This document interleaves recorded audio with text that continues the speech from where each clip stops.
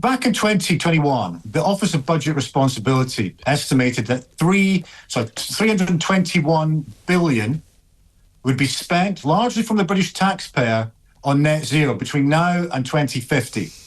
Now, that's about £10 billion a year. Now, in a time where the Labour government are saying they're having to make some hard choices, in particular on our pensioners, where for 1.6 billion savings, they're losing their winter fuel allowance. I think crazily some members of the Labour Party today were saying, well, we had to do that because there'd be a run on the pound, which is absolute nonsense. Yeah, perhaps if they want to... Lucy Powell said that, the leader of the House. Let's get this straight. As we've discussed before, I'd like your views on this.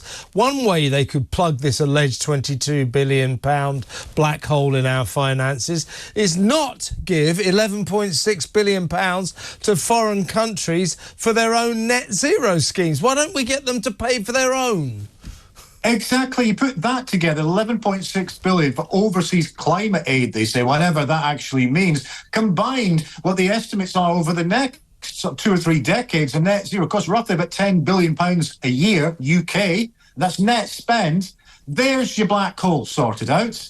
And so there needs to be a prioritisation fundamentally about whether this is effective use of taxpayers' money, rather than what's happening now is punishing the elderly through no fault of their own, and something that they really should keep. But net zero, I would suggest, if we want to start sorting our nation's finance out, we need to axe net zero.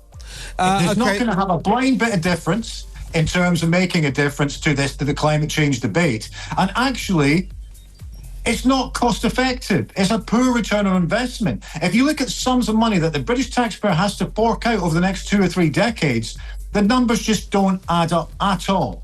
And so, therefore, part of the reason we've got black holes is because of successive governments who are not balancing the books. And part of that problem is because of their own policy and the wastage of taxpayers' money.